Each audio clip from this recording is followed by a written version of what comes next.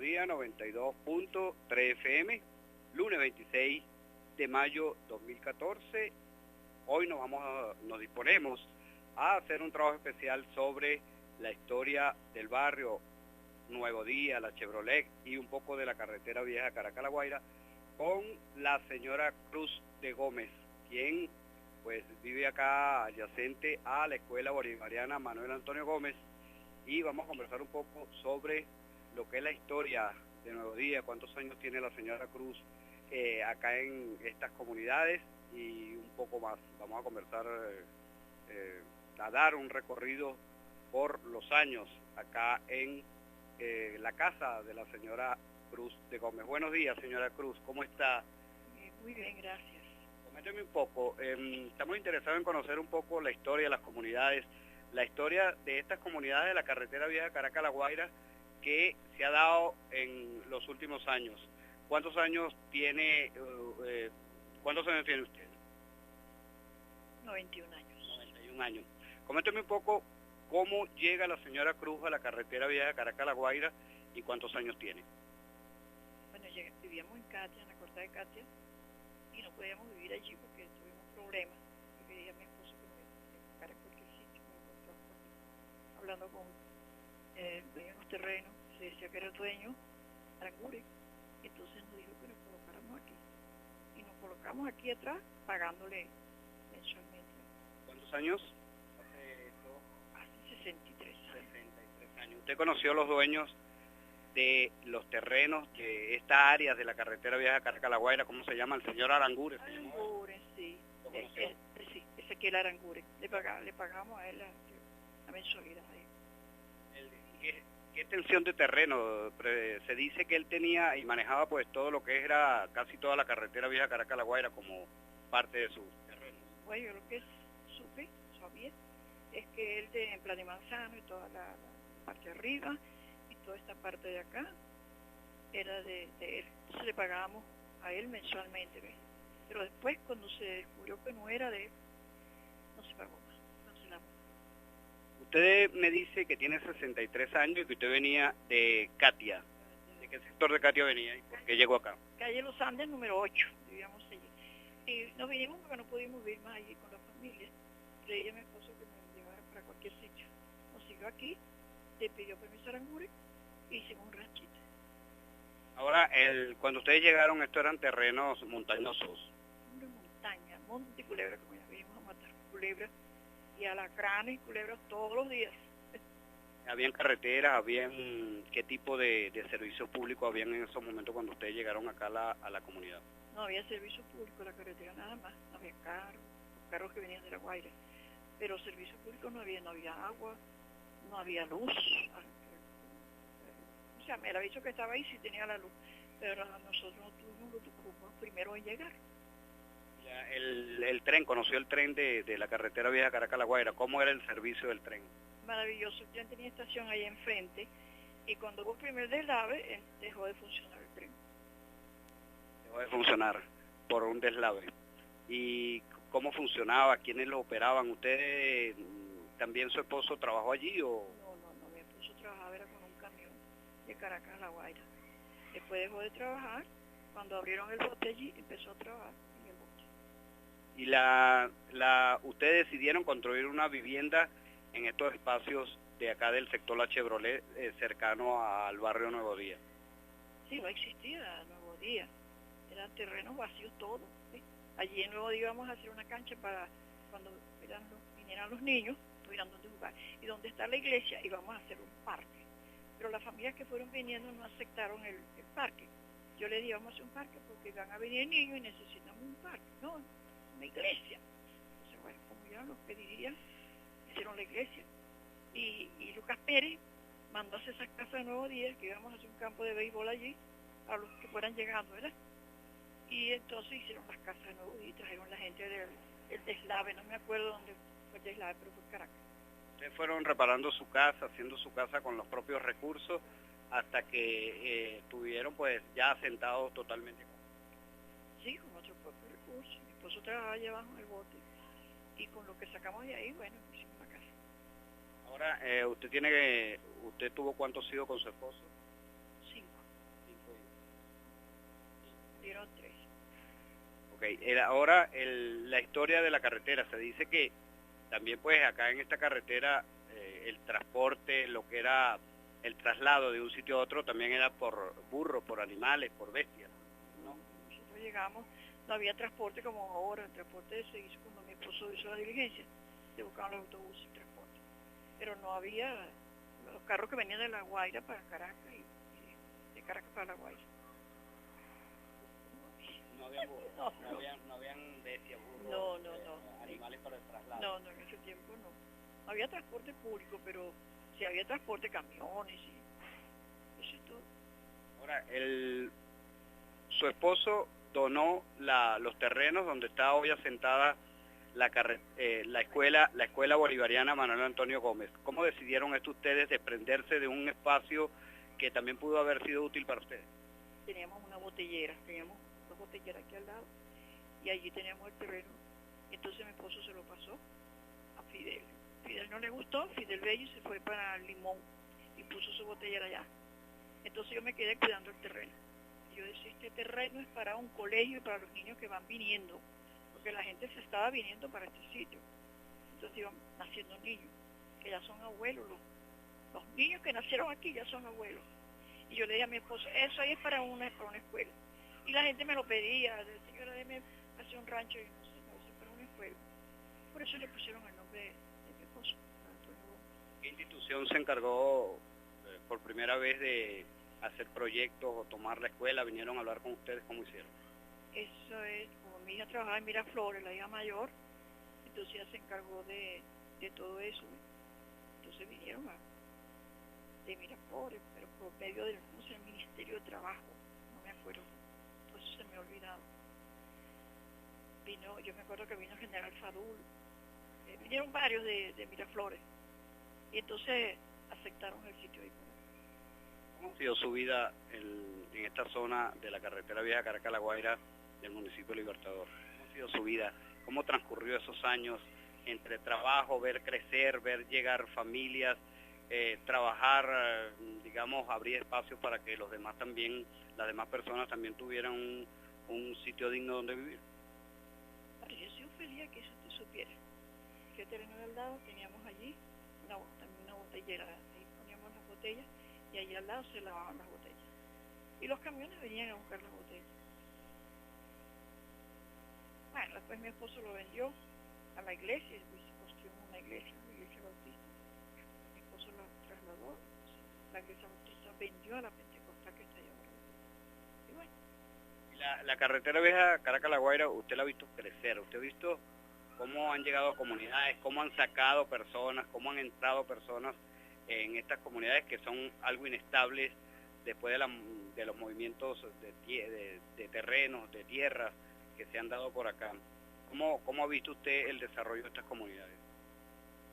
Si supiera que últimamente no me he dado cuenta porque hace tiempo que desde el Desave yo me fui para el Desave en La Guaira, me dijeron que esto se iba a caer y me fui para Huihue. De Huihue me fui con los hijas para el Tuy. Una de las hijas vive en el Tuy. Y entonces no me he dado cuenta mucho de las cosas que han sucedido aquí. ¿Los servicios públicos han mejorado? ¿Usted siente que vive en una comunidad con servicios públicos adecuados y de calidad? Bueno, creo que sí, porque cuando llegamos aquí no teníamos agua, sino el agua de la quebrada. Íbamos a buscar el agua al paraíso, ¿ves? Para el agua de tomar y para cocinar, porque el agua es muy salobre. Entonces, ya creció, cuando Carlos Andrés Pérez mandó a poner el agua, ¿ves? Entonces, tenemos el agua desde el gobierno de Carlos Andrés Pérez, de ese tiempo, que no teníamos agua aquí, no teníamos servicio de agua. Y la luz también la mandó a poner él. Y son cosas, mire, que se me han olvidado, porque ya la mente, son tantas cosas que la mente se me ha escapado. ¿En qué se desempeñó usted cuando estaba joven para ganarse la vida también? Bueno, el trabajo casero, teniendo a mi esposo, como trabajamos en el bote varios años, yo trabajaba y hacía venta y mi esposo la vendía. Y después me dediqué a hacer cerámica, a hacer costura. Y como teníamos la iglesia evangélica al lado, venían las maestras a enseñar a los niños que iban viniendo a la costura, a las manualidades, al tejido. poco a poco fuimos creciendo. ¿Cómo ha sido la vida, cómo ha sentido usted pues ha cambiado su vida luego de que construyeron la Escuela Bolivariana Manuel Antonio Gómez muy cerca de su casa, casi pues, a unos metros? Y al lado. Bueno, ¿qué le puedo decir? Le siento alegría porque están los niños, lo que mi esposo y yo queríamos, ¿ves? Yo pienso que hay como 300 niños allí. Entonces eso a mí me da alegría, satisfacción. Hemos tenido problemas, ¿no? Porque la casa está anexa a la escuela y nos ha dicho la directora que no puede estar una casa anexa, pero sí fue que dimos el terreno, ¿eh? Y yo le dije a los maestros que cogieran todo el terreno para la escuela. El terreno es una parte con nosotros y una parte para el terreno para la escuela. Se va creciendo el barrio y los niños van a necesitar escuela. Y fíjese que hay más de 300 niños y han salido ya bachilleres.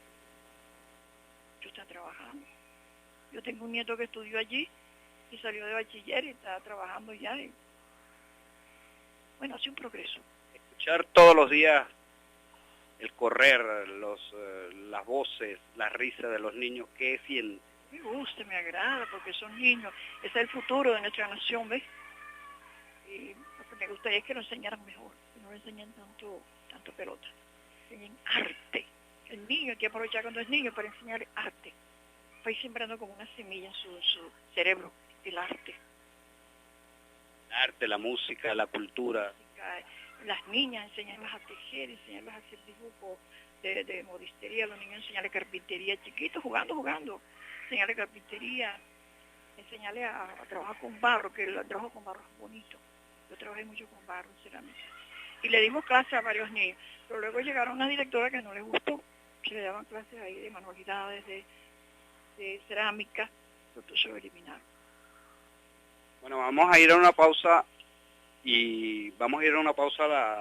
musical y en breve estaremos nuevamente conversando con la señora Cruz de Gómez, quien tiene 91 años y 63 de ellos viviendo en la carretera vieja Caracas-La Guaira. Estamos en su casa compartiendo con pues esa historia bonita, esa historia que nos deja pues el tiempo, y vámonos a los estudios y ya regresamos.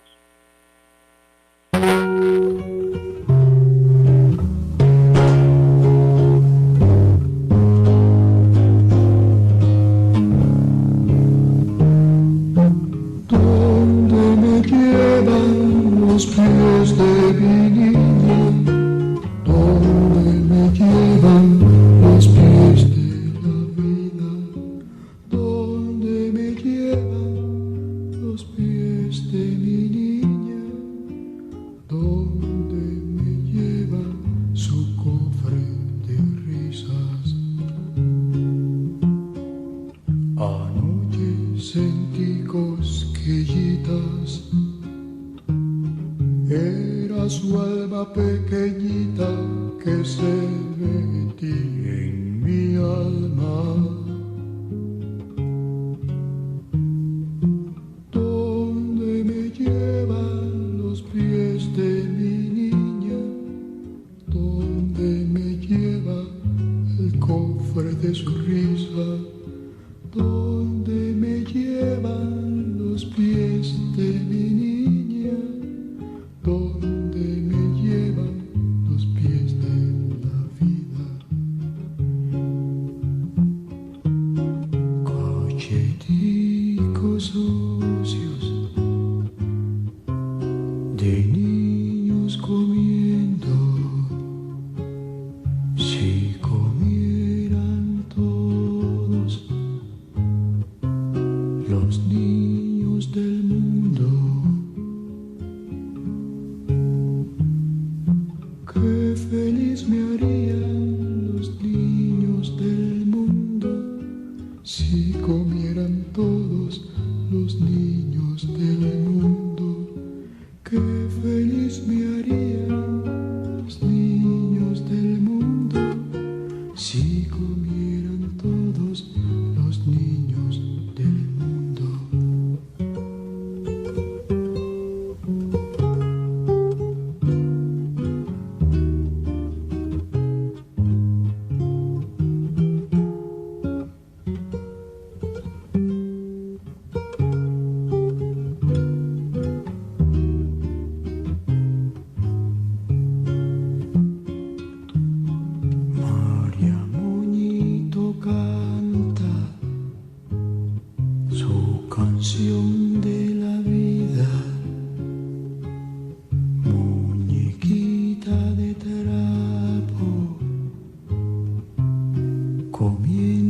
sopita. Qué feliz me harían los niños del mundo si comieran todos los niños del mundo. ¿Dónde me llevan los pies de mi niña? ¿Dónde me llevan los pies de la vida? ¿Dónde me llevan los niños del mundo a regar por el mundo su cofre de risas? ¿Dónde me llevan los pies de mi niña? ¿Dónde me llevan los pies de la vida?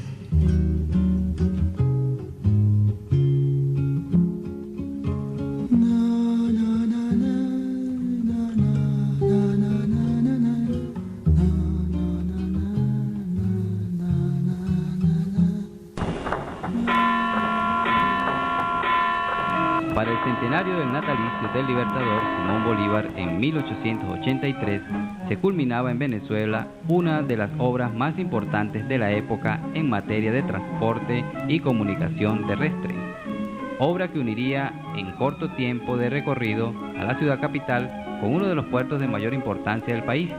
Se construía la línea del ferrocarril Caracas-La Guaira. Varios años de trabajo, miles de obreros, grandes obras de ingeniería hicieron posible atravesar la zona montañosa que daría paso al llamado por algunos caballo de hierro. El 25 de julio de 1883 es inaugurado oficialmente el ferrocarril Caracas-La Guaira. El Diario de La Guaira, periódico de la época, nos narra: a las 8:10 de la mañana del día 25 de julio, partió de la estación de Caracas un tren donde iban el presidente Antonio Guzmán Blanco, su familia y otras personas. Ese día fue de gran júbilo y celebración para los pobladores de Caracas y La Guaira. El recorrido duraba aproximadamente 2 horas y 3/4, pasando por túneles, viaductos y estaciones o paradas para la toma de agua del tren, destacando nombres como Maiquetía, Curucutí, Zigzag, Buena Vista, Peña de Mora, Viaducto de Ojo de Agua, El Paují, Plan de Manzano, Cantinas, Blandín, Macayapa, Katia, entre otros. El señor Cid Marrero, curador del Museo de Transporte de Caracas, nos dice: el ferrocarril Caracas-La Guaira se inauguró por allá por 1883. Este era un ferrocarril de puerto. Venía desde La Guaira, subía hasta Caño Amarillo, donde se encontraba, por supuesto, también el terminal, y ahí comenzaba el gran ferrocarril de Venezuela, que estaba administrado por administración alemana. El ferrocarril de La Guaira, administrado por los ingleses. Este tren tenía 8 túneles y 15 viaductos. Tenía una aproximada extensión como unos 9 kilómetros. Y en realidad los trenes hacían ese recorrido en 2 horas para llegar a La Guaira, de Caracas a La Guaira. Más de 60 años de servicio de carga y pasajeros fue el que realizó este medio de transporte y que fue entrando en decadencia por la llegada del automóvil y los camiones que le restaron rentabilidad, entre otras causas, acelerando así su muerte o fuera de servicio a finales de la década de los años 40. Hoy en día quedan algunos rastros de lo que fue en su tiempo una de las más grandes obras de ingeniería, mostrando en gran parte de la vía las viviendas que allí se asentaron, formando las comunidades llamadas en muchos sectores como Barrio La Línea. Una de las primeras habitantes del lugar, de lo que fue la estación Blandín, la señora Emilda Rosa Verdi de Ruiz, establece allí su hogar para el año de 1959 y nos cuenta lo siguiente. Esto era puro gamelote, de aquí hasta allá no había casas en ningún lado. Entonces la única casa era la del tren que había ahí, el estacionamiento del ferrocarril, y aquí mi esposo nos vinimos aquí, y aquí en este pedacito aquí hizo él la primera pieza. Después al tiempo, como a los 2 o 3 años, fue que empezó a llegar gente. Esa casa que usted dice que había, que era del tren, ¿qué hacía esa casa aquí en...? Bueno, esa casa vivía una señora que se llamaba Luisa Tortosa. y era la esposa del señor que le echaba el agua a los trenes. La señora Luisa decía que del túnel y que salía un señor altísimo, muy alto, y a la manera que se iba acercando a uno, que más alto y más alto y más alto. Pero como mi esposo no creía en esas cosas, él decía, ay, señora Luisa, no, eso son imaginaciones suyas. Anécdotas y experiencias como estas hay muchas, pero también existen personas que evocan con nostalgia la época de los ferrocarriles e imploran porque se rescate lo que queda de los mismos, y en este caso, el del ferrocarril Caracas-La Guaira. Esta es una producción de la radio comunitaria Un Nuevo Día, patrocinada por el Consejo Nacional de la Cultura, CONAC. Sí, continuamos en la carretera vieja Caracas-La Guaira, sector La Chevrolet, en pues la casa de la señora Cruz Gómez, quien nos está contando un poco la historia de esta comunidad de la carretera vieja Caracas-La Guaira, y también nos está comentando sobre la parroquia Sucre de Catia, donde ella vivía antes de llegar acá hace 63 años. Pues nos está comentando también sobre la laguna de Catia, los Magallanes de Catia y toda esta zona de la parroquia Sucre de Catia. Vamos a seguir conversando con ella para que nos siga orientando, pues, y pues dejemos la historia plasmada, asentada, grabada, para que todos ustedes en sus casas pues vayan conociendo también lo que es nuestras comunidades, cómo llegaron los primeros habitantes, cómo se desarrollaron, cómo crecieron y cuáles fueron sus sueños y pues todo lo que fue cumplido durante todo este largo tiempo. Vamos a seguir conversando con la señora Cruz acá en su vivienda ubicada en la carretera vieja Caracas-La Guaira. Señora Cruz, usted me comentaba también sobre sus primeros vecinos que tuvo usted acá, siendo usted la primera, porque llegó, una de las primeras personas que llegó a estas comunidades. ¿Cómo se llamaban sus vecinos? ¿Dónde vivían? Bueno, los primeros que hicieron casita arriba en el cerro era la familia Morales. El nombre se llamaba el señor Rufo Morales, Paula Morales, la esposa, y la hija Carmen Morales y Julia Morales. Los primeros después se casaron toda esa gente y ya son abuelos. Eso, la situación de la carretera vieja Caracas-La Guaira, ¿cuáles fueron los primeros barrios cuando usted llegó acá? ¿Cuáles eran los primeros que estaban ya asentados y cuáles fueron los que le siguieron a estas comunidades? En este sitio no había nada, no había barrio, no había nada. Había una señora que vivía cerca, más abajo de Plan de Manzano, con sus hijas, que hay una casa grande, me parece, pero no había comunidades, no había ahí, estaban enfrente nada más. ¿Ya Plan de Manzano existía?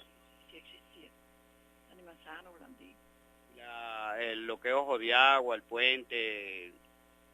No había familia, nada más que la salida, porque usted sabe que Pérez Jiménez hizo esas salidas de la quebrada, ¿verdad? Y entonces la parte de arriba donde pasa la quebrada, eso lo mandó a hacer Pérez Jiménez. Nosotros llegamos aquí en el tiempo de Pérez Jiménez. Me está comentando también sobre Catia, ¿no? Usted recuerda bonitos momentos de la laguna de Catia, me decía. No, la laguna de Catia era muy bella, teníamos, bueno, yo digo mi familia allí, pequeña, estábamos niños, toda mi familia allí, y íbamos al mercado frente a la Casa del Libertador, que no habían carros, íbamos al mercado de Caracas, que quedaba frente a la Casa del Libertador, íbamos en una carretilla, imagínese usted que no había carro. ¿Qué tiempo era? Y me comenta también que usted daba paseos en los botecitos en la laguna de Catia. ¿Cómo era esto? Paseábamos, pagábamos medio para que nos pasearan de un lado a otro, mi prima y yo, y los muchachos también, éramos 7, pero mucha pobreza, mucha ruina, que lo que había era ruina. Me maravillo ahora de todo lo que hay, que la gente como no aprecia porque no sabe, pero aquellos tiempos fueron muy duros. Eran duros, eran de miseria. Muy de miseria, esa es la palabra, miseria. No había escuela, yo no fui a la escuela de niña porque no había escuela para los pobres, ¿no? Entonces mi familia ninguna fue a la escuela porque no teníamos cómo ir a la escuela. ¿Y a quién le pagaban ustedes allí en la laguna de Catia para dar pues esos paseos? Bueno, a los que tenían los botes, pagamos medio. ¿Qué extensión más o menos recorrían ustedes? Bueno, por toda la laguna nos daba vuelta.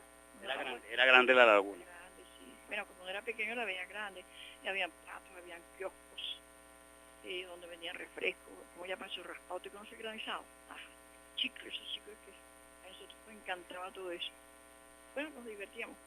Esto quedaba justamente frente a lo que es actualmente Central Mairense, la bomba, donde está la bomba Central Mairense, todo eso. Esa era la laguna. ¿Y era protegida por el gobierno de entonces? ¿Era protegida esa laguna? ¿Cómo era el trato a esos sectores? La verdad es que no recuerdo, estaba muy pequeña. Era muy pequeña, lo que queríamos era disfrutar. Pero sabes que a los niños lo que les gusta es el disfrute. Y ¿Cada cuánto tiempo iban ustedes a la laguna? cada vez que teníamos para pagar medio, que era el pasaje. No cobraba medio, $2. Escuela no hubo. No habían escuelas por ninguna parte. Para la gente Los pobres. no había nada de escuela. Nada de eso, yo no fui a la escuela. Fui a la escuela fue de grande. ¿Cómo ve usted que hoy en día hasta computadoras tienen los niños de primaria? Tienen...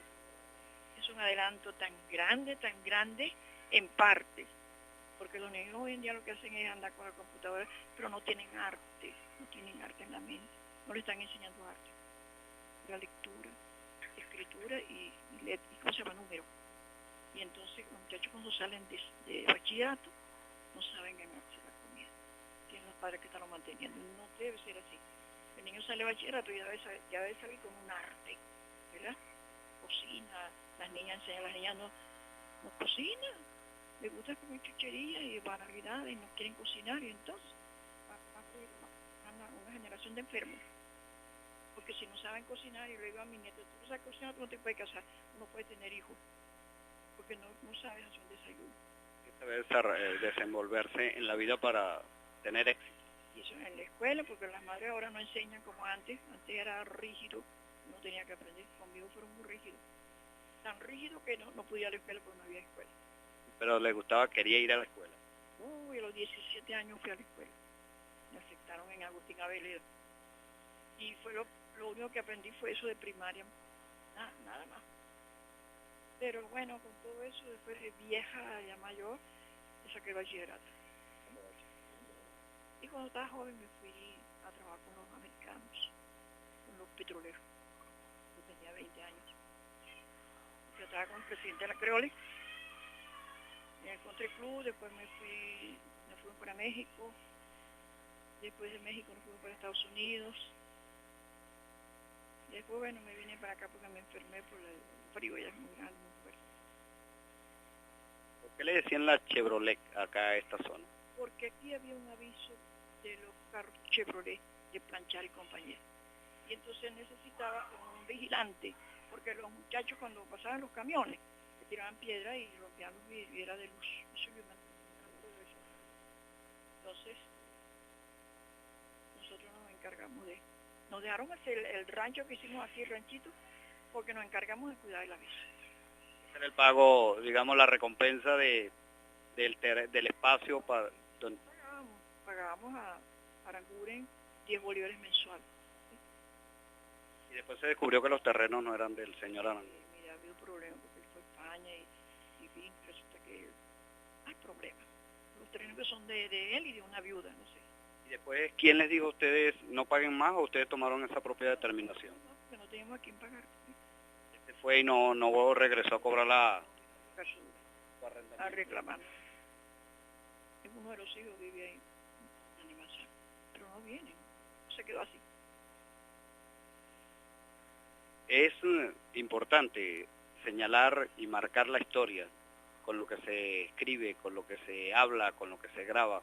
Y para mí es un gran placer, una gran alegría conversar con una persona de 91 años y pues que tiene en esta comunidad 63 de su vida y ha visto crecer y desarrollarse estas comunidades. ¿Usted se siente orgullosa de vivir en la carretera vieja Caracas-La Guaira? Pues yo no quiero irme de aquí.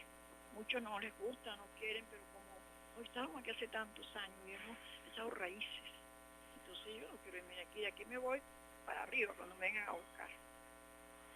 Yo me siento bien aquí porque el clima aquí, mira, es perfecto. Yo le digo a las personas, el clima aquí es perfecto. Estamos entre montañas y aire de mar. ¿Qué más queremos? Es perfecto el clima. Es mejor que el clima donde vive mi hijo ayer, porque es muy duro, mucho sol, mucho calor. Y muchos no quieren vivir aquí. Yo lo único que quiero es reformar la casa, que la casa está cayendo, desde que mi esposo se fue, usted sabe, nadie la ha tomado en cuenta. Y la casa se está cayendo poco a poco. Todo. ¿Tiene alguna pensión, alguna ayuda? Una pensión del Estado, de Miraflores. ¿Siente contento usted con esa pensión? ¿Le ayuda? Maravilloso, porque usted sabe que antes aquí no había nada, entonces moría de, como dice la gente de Bengua, porque aquí no había ayuda. Yo tuve a mi abuela que no tuvo ayuda de nadie. En cambio yo tengo mi pensión ahora y yo le doy gracias a Dios todos los días, digo esa pensión. Y le digo a la gente, mire, tiene que estar agradecida que le tenemos una pensión, que antes no teníamos nada de eso. No sé, ¿cómo ha visto o cómo vio el gobierno del presidente Chávez y ahora el del presidente Maduro? Maravilloso. Mire, es un gobierno que yo le digo a la gente que no cree en Dios, le digo, es un gobierno mandado del cielo, que la gente tiene que pedirle a Dios que los cuide y los proteja. Yo todos los días estoy orando, rogándole por Maduro, por su esposa y por toda la Constitución bolivariana, que es lo mejor que ha venido del cielo. Para mí vino del cielo. Usted vio muchos gobiernos pasar, incluso vivió la época de Pérez Jiménez, vivió Rómulo Betancourt, vivió todos los gobiernos que han sido, pues, que han estado acá gobernando, valga la expresión. ¿Usted realmente cree que este gobierno ha sido de un corte social, de una actitud social de ayuda al pueblo, a los niños y a los más necesitados? Sí, es una bendición de Dios. Yo debo las manos de Dios en nuestro gobierno, porque yo conozco el gobierno desde Juan Vicente Gómez. Aquí era una ruina total. El pobre era lo más despreciado aquí. En cambio, todos estos gobiernos que han venido también han sido buenos, pero este es el mejor, porque lo mandó Dios. Yo creo en eso. Y le pido a mi Dios todos los días que me los cuide, me los guarde, me los proteja, porque la cosa es seria, ¿sabes? ¿Cómo sintió usted la muerte del presidente Chávez?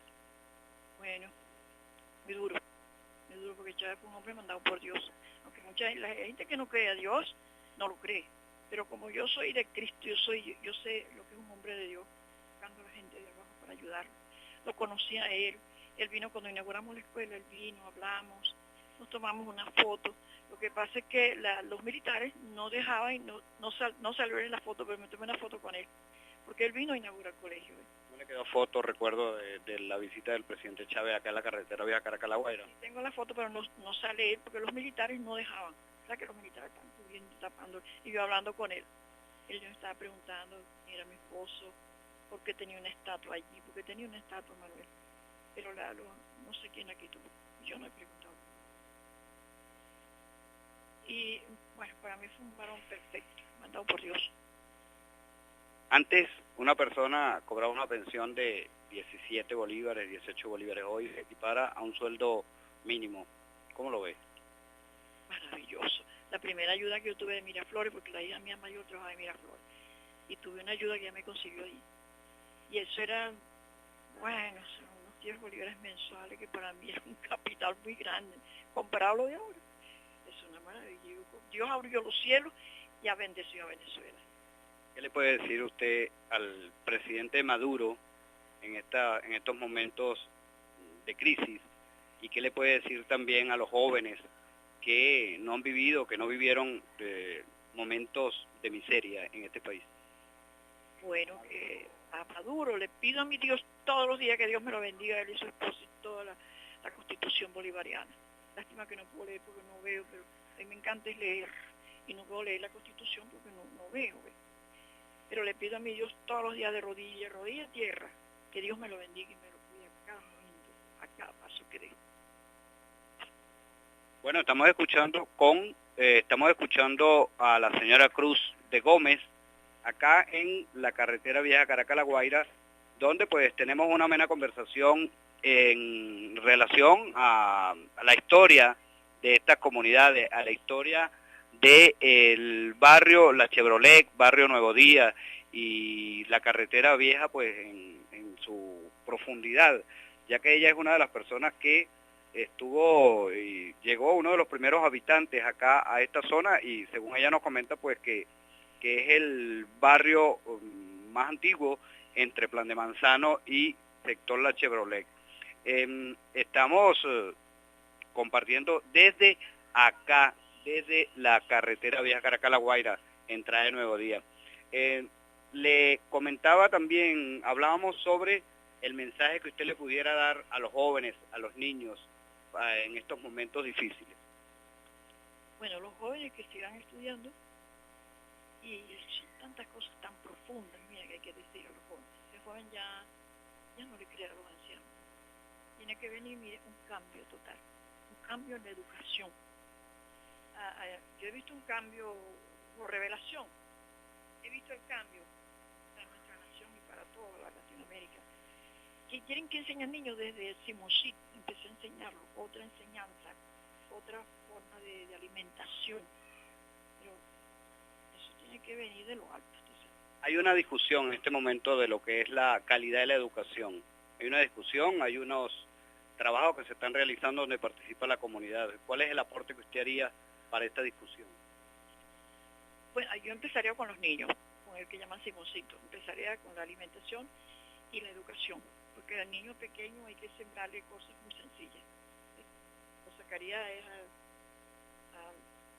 aire, al mar, en el mar para niños, parques bonitos para niños, que se entretengan y no tanta pelota, tanta bulla, tanto ruido y esa música, esos bailes que son inmorales. El niño desde chiquito va con la inmoralidad. Entonces, no sé ni qué decir al respecto. Ha ayudado, la tecnología ha ayudado al desarrollo de la sociedad, en el caso de los niños, ¿ha ayudado o también ha sido perjuicioso para ellos? Sí, hay una ayuda grande, porque los niños ahora van a la escuela de niños a aprender siquiera a leer y escribir.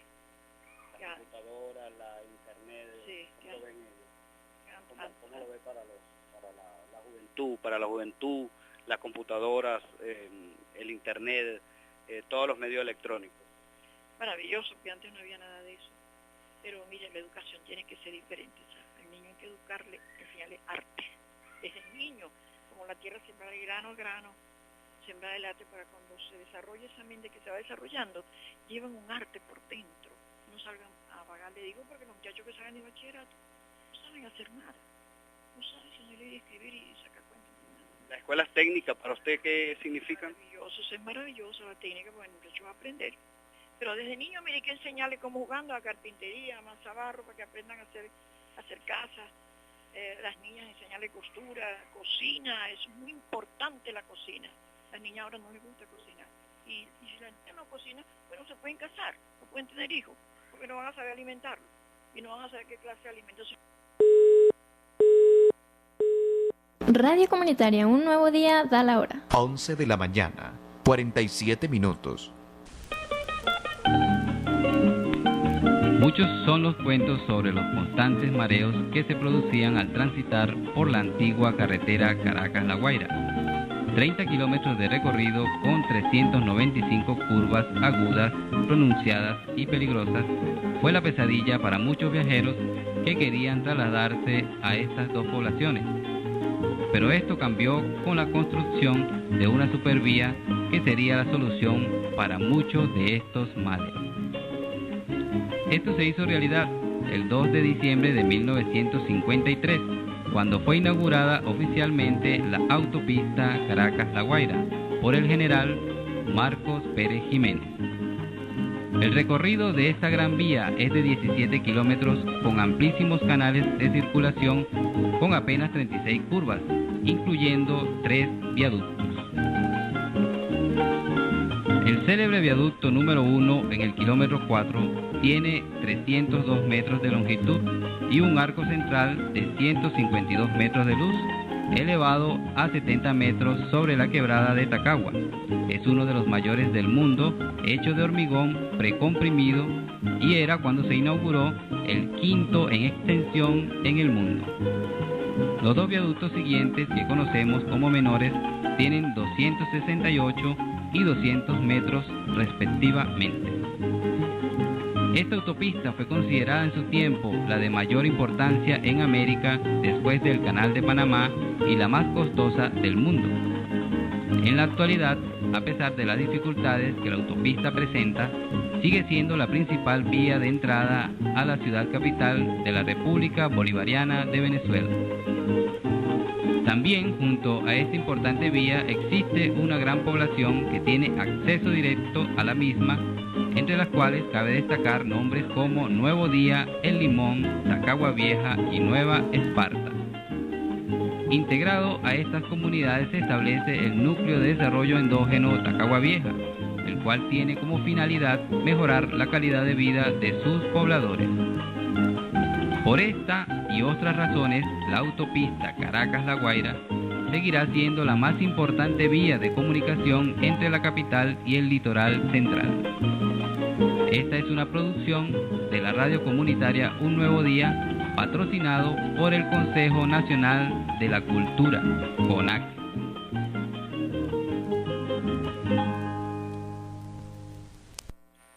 Sí, continuamos conversando con la señora Cruz Gómez, Cruz de Gómez, acá en la carretera vía Caracas-La Guaira, parroquia Sucre, municipio de Libertador.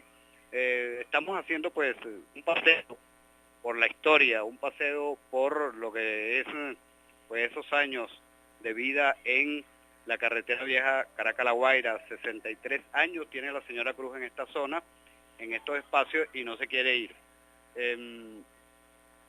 Vamos a ir despidiéndonos, señora Cruz. Para mí es grato, agradable conversar con usted. ¿Y qué le puede decir a los vecinos, a los habitantes? ¿Qué tenemos que hacer para desarrollarnos como comunidades y desarrollar también nuestras capacidades intelectuales, nuestras capacidades, nuestros valores en estas comunidades? Bueno, yo lo que le puedo decir es que se alisten al servicio comunal, que manden personas que preparen, porque la gente no sabe qué es un servicio comunal, ni qué es malo, qué es comunismo, que no entienden. Entonces hace falta, mira, gente que instruya, que enseñe, que le diga que es como una unidad, como una sola persona, comunidad. Como una unidad que es como el cuerpo humano, que tiene brazos, tiene el brazo derecho, el brazo izquierdo, tiene ojos para ver, tiene oídos para oír, tiene mente para pensar. Es una unidad, el cuerpo humano es una unidad. Entonces sí tenemos que ser todo un solo cuerpo. Y pensar que no, que esto es comunismo, que busca qué significa la palabra comunismo. ¿Y qué significa la palabra comunidad? Como una unidad, como si fuéramos uno solo. Ayudarnos, trabajar juntos, unidos, hacer las cosas en unión, pues, ¿verdad? Entonces, a mí me gustaría que enviaran personas preparadas a preparar los hogares, porque la gente no sabe. Aquí hubo una reunión hace más de un año, vinieron como 90 y pico personas, y no volvieron más a la reunión. Entonces, ¿qué aprenden? ¿Qué se aprende? En relación a su vivienda, ¿le hace un llamado a la autoridad competente para que la apoyen y la ayuden? Mi vivienda, como que me la arreglaran, mire, todo se está cayendo, todo. Esta muchacha que salió ahorita, que es mi nieta, mandó a arreglar 2 cuartos con zinc, y eso cuando viene la lluvia, mire, eso es un desastre, todo es un desastre. La cocina, comedor, todo está dañado. La parte de abajo, yo quisiera que usted entrara y viera, un desastre. No ha tenido usted mucha ayuda por parte en esa situación. Y los hijos no pueden, porque uno vive en Maracay y tiene un trabajito de pintor, eso le viene cuando le llega. Y la otra vive en los Valles del Tuy, vive al día con los hijos que están estudiando. Entonces no tengo quien me ayude, no tengo ayuda. Entonces yo le pido a mi Dios mío, mándame a alguien del cielo que me ayude, que arreglen esta casa. Miren cómo está ese piso, cómo está todo. Un desastre. Bueno, muchas gracias, señora Cruz. Nos despedimos. Gracias a usted que ha tenido paciencia. Gracias. Que Dios nos bendiga. Y mire, si fuera por mí, yo le pusiera todas estas comunidades desde llaman, no me acuerdo cómo se llama esa pared, hasta abajo, hasta el bote, que llaman el bote, yo le pusiera barrios Sinaí. Le pusiera Sinaí. Barrio Sinaí. Sinaí, porque cuando llegamos aquí, cuando hicimos la casa, le pusimos el nombre Sinaí. Y le quitaron. Y entonces teníamos la dirección de la entrada Sinaí, pero eso se lo quitaron, ¿ves? Entonces ahora entraba Nuevo Día, barrio Chevrolet, entrada Nuevo Día. Ay, estoy contenta, yo soy contento, soy feliz. Y gracias porque usted vino y Dios lo mandó. Que Dios me lo bendiga. Amén. Comunidad. Bueno, amén, y gracias a la señora Cruz por habernos atendido en su hogar, y pues ella le está haciendo un llamado a la autoridad competente para que le ayude con su vivienda. Acá pues ellos dieron un aporte para la comunidad y hoy necesitan un aporte del Estado para arreglar su vivienda y terminar sus años de vida dignamente. Desde el sector entrada de Nuevo Día, sector La Chevrolet, para la radio comunitaria Nuevo Día 92.3 FM, le reportó Rafael Bravo. Adelante, estudio.